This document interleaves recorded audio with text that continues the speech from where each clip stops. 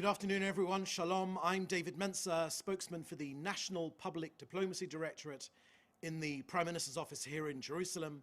It's Tuesday, August 26th, day 690 that our hostages have been held since the October 7th atrocities. Please put your questions in the chat of this Zoom, together with your name and outlet, and I will take your questions after a couple of very brief points from me to share with you. Remember to put the questions directly to me in this frame rather than the general chat, and we'll take your questions at the end of these comments from me. Now, number one, let me start today with a restatement of Israel's war aims. Make no mistake, the Prime Minister and the government are laser focused to meet all of our war aims: the release of all of our hostages, the elimination of the military and governing capabilities of the Hamas terrorist organization, and the removal of the terrorist threat from Gaza. Now, Roy, if you could put up that slide now. The 5 principles adopted by the cabinet for ending the fighting are: number 1, disarming Hamas; number 2, returning all of the hostages, every single one of them, the living and the murdered alike; thirdly, demilitarizing Gaza; fourth, the Israeli overall security control over the Strip for the foreseeable future; and finally, number 5, the establishment of an alternative civilian administration, Gazan-run, that is neither Hamas nor the Palestinian Authority. Next, let's move to Lebanon. Israel has acknowledged the extremely significant step by the Lebanese government under the leadership of President Aoun and Prime Minister Salam. The recent momentous decision by the Council of Ministers to work towards the disarmament of Hezbollah by the end of 2025 was a momentous decision. It marks a crucial opportunity for Lebanon to reclaim its sovereignty and restore the authority of its state institutions, military and governance, free from the influence of non-state actors. In the light of this important development, Israel stands ready to support Lebanon in its effort to disarm Hezbollah and to work towards a more secure and stable future for both countries. If the Lebanese armed forces take the necessary steps to implement the disarmament of Hezbollah, Israel will engage in reciprocal measures, including the phased reduction of the IDF presence in coordination with the US-led security mechanism. Now is the time for both Israel and Lebanon to move forward in a spirit of cooperation, focusing on the shared objective of disarming Hezbollah and promoting the stability and prosperity of both nations. And finally, before we come to your questions, let's talk about the humanitarian aid situation. Every innocent life matters to this country. That is why, even in war, Israel has gone to unprecedented lengths to feed and protect Gazans. Too many the international bodies have unfortunately created, and they have failed to uphold truth and humanity, and they've allowed themselves to become megaphones for the Hamas lies while ignoring Israel's unprecedented humanitarian effort.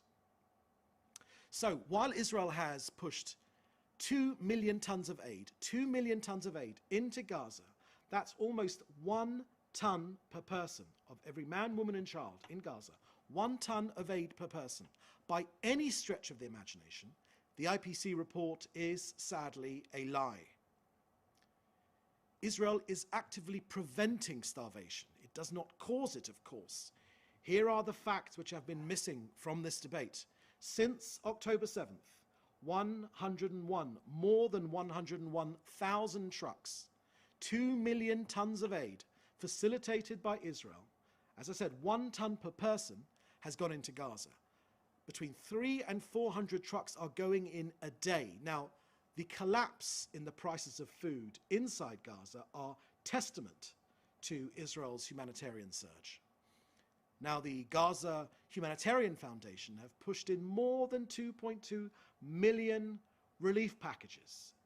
Around 135 million meals have been delivered to Gazans by the Gaza Humanitarian Foundation. Community kitchens in 86 sites are giving out 400,000 plus meals every day, And the UN and the World Food Programme, this is very significant, of the around 1,000 trucks that went in, only 10 reached their warehouses. The rest of them were looted. And at Kerem Shalom, hundreds of journalists have now seen food piles left untouched because UN agencies refused to distribute them. Israel has surged aid by airdrops, by sea routes, by safe corridors, and by GHF sites manned by American companies. No other nation at war has gone to such lengths. And this has been confirmed by John Spencer, the chair of the Urban Warfare Institute at West Point. So who is really starving? Unfortunately, the hostages held by Hamas. The IPC ignores Hamas theft and Israel's efforts recycling a modern-day blood libel. Israel will keep enabling aid for civilians while destroying Hamas's terror machine. Now, journalists would do well to encourage the world to put more pressure on Hamas, on Qatar, on Turkey, for the release of all of our hostages, and of course, to get the truth out there. Okay, that's the end of my points to share with you today. I'll now take your questions. Please put your questions in the chat directly to me, not in the general chat, directly to me, and we will take your questions. Let's see if there's any questions here. I haven't seen any questions yet. Are there any questions? Just waiting to see any questions.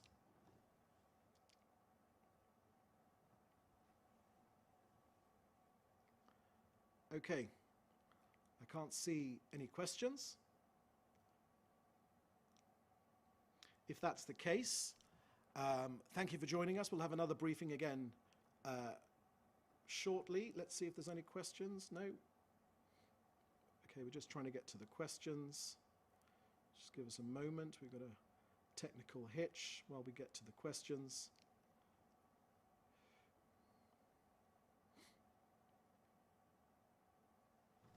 Okay. There are quite a few questions. Sorry, David. There are a bunch of questions, but I believe they were shared with everyone. Okay, I'm just waiting for my Some way technical you can access that. That would be assistant. helpful. Thank you. Just waiting for my technical assistant to put the questions on the screen so I can take your questions. If give us a moment. He's sorting it out right now.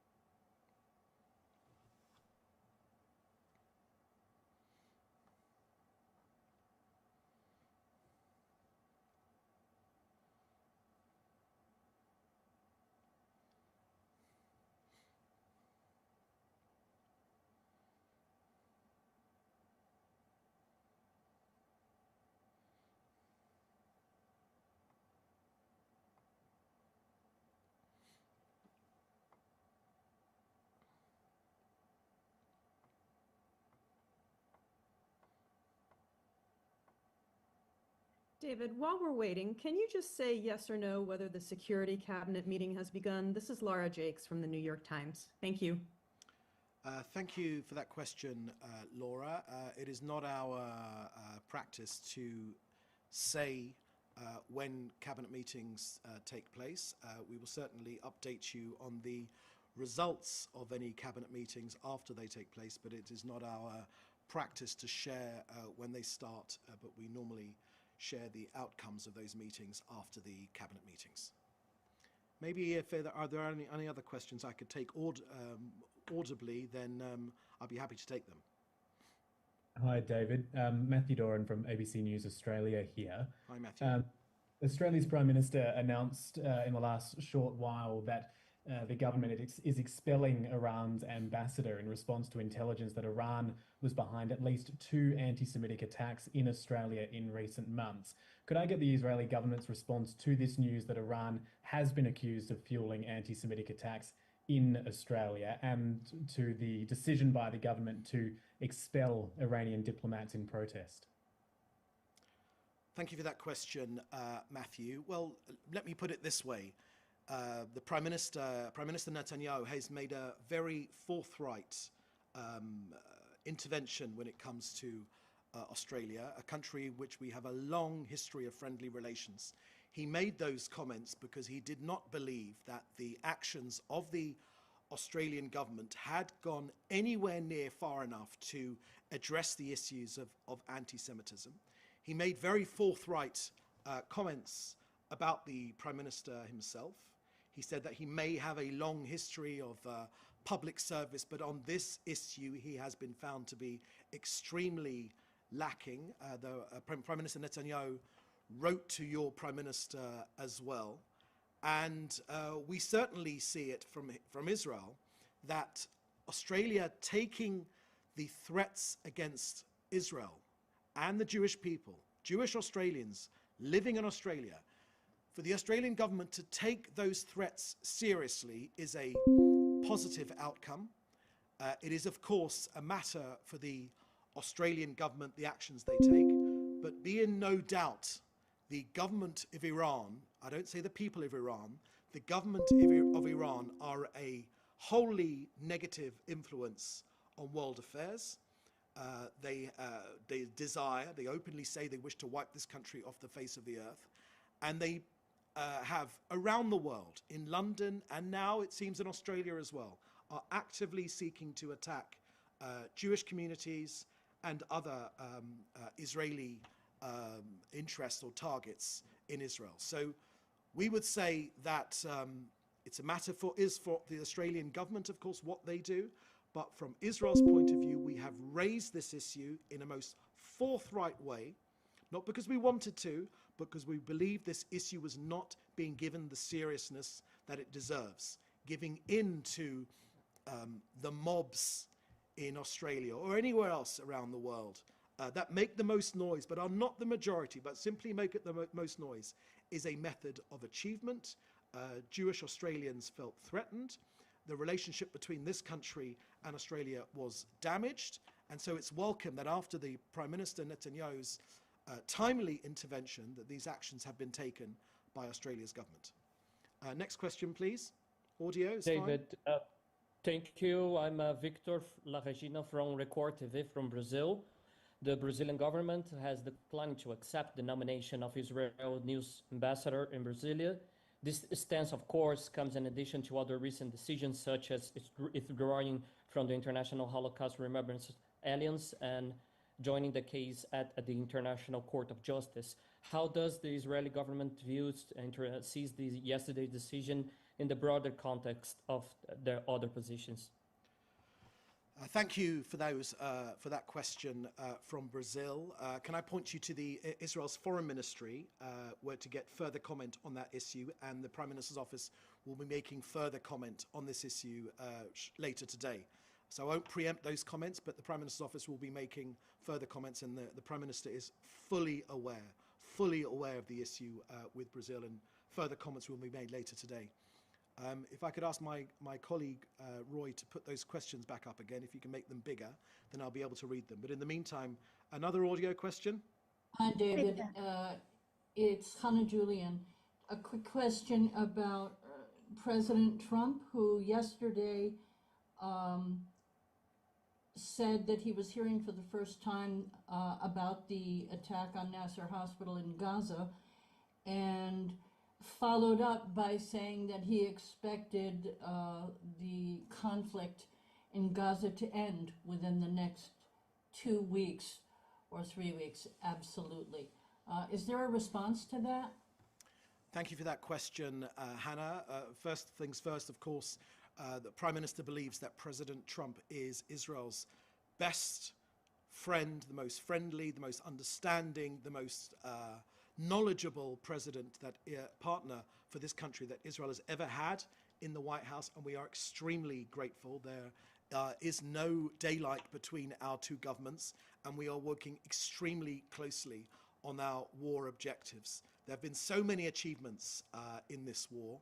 which we've worked together with the Americans on. You know, they told us that no hostages would ever come out home alive, and today 205 are out, back with their families, 148 alive, but also, unfortunately, too many dead hostages. But living proof that Israel has done the impossible together in partnership with our American allies. The Prime Minister said very, very clearly that we want this war to end as quickly as possible.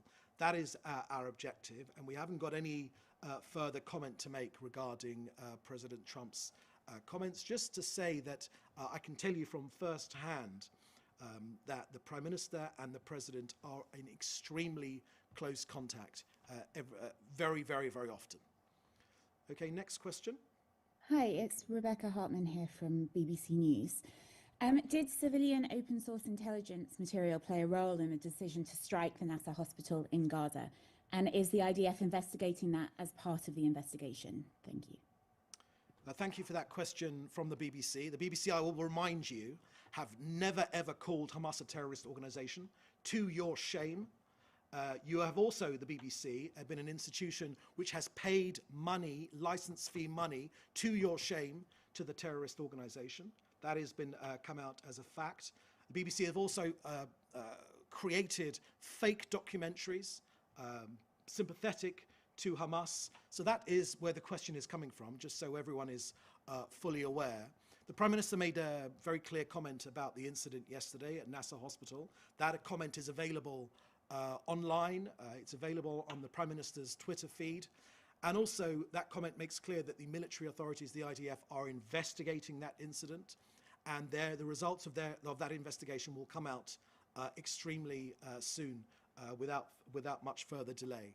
But I would say, when it comes to the issue of journalists inside Gaza, and the Prime Minister's made his comments already about the situation about journalists in Gaza, that of course journalism is a noble profession, but many journalists who have reported from Gaza, so-called journalists, are simply terrorists with a press vest on. And the latest example of that was the Al Jazeera journalist who was targeted and eliminated. He was on the Hamas payroll. He was in the Hamas telephone book. He was a Hamas company commander. He went through Hamas training. His Facebook and his social media were littered with pictures of him hugging Hamas leaders, including Sinwar himself. So we'll take no lessons from the BBC, particularly that has shamed itself in this war when it comes to journalism.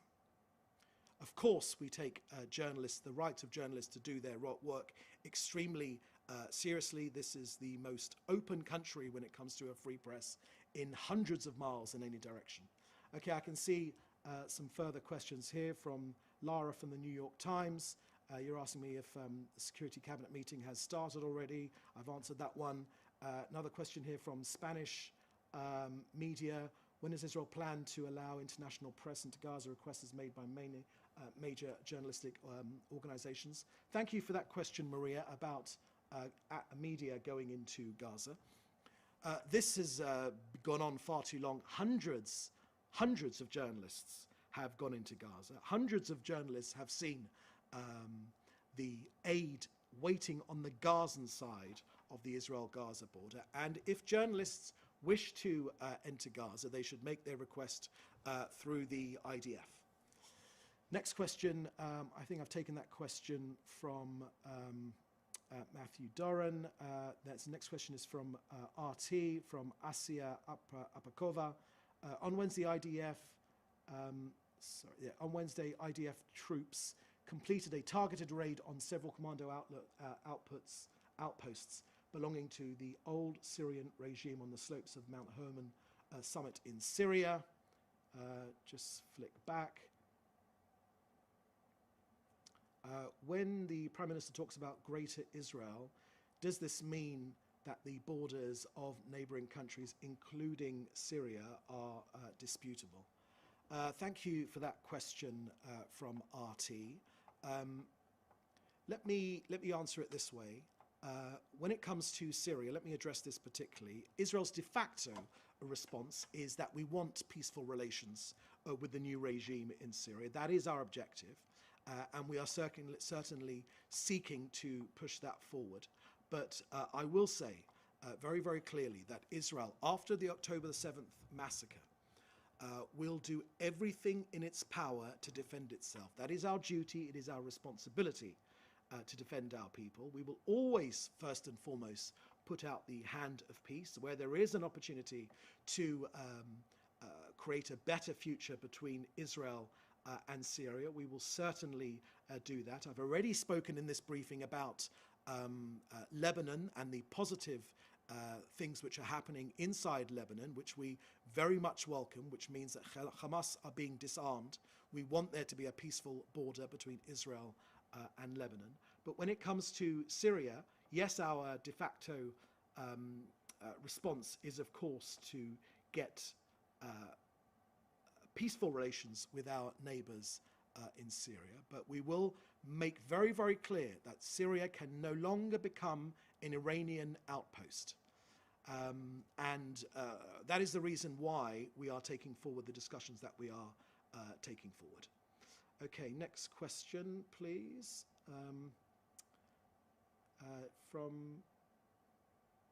Okay, we've taken that question. Next question is about the Brazilian government, and we've taken that question as well. Okay, let's take one from Leo Soroka from the Washington Post. Opposition leader Lapid said today in an interview with the Wine that Hamas's response contains 98% of what Witkoff asked for, yet Israel still hasn't gotten back to the mediators. And the last part of your question, can you relate to that? Why has Israel not responded to the mediators? Thank you very much for that question, Lior. Look, Israel has made its position clear, and our Prime Minister has been crystal clear. No more piecemeal elements to a potential ceasefire, humanitarian pause. Our objective is all of the hostages, a full deal. There is simply no explanation that would be justifiable to a civilized person of why Hamas should hold even one of our hostages, let alone 50.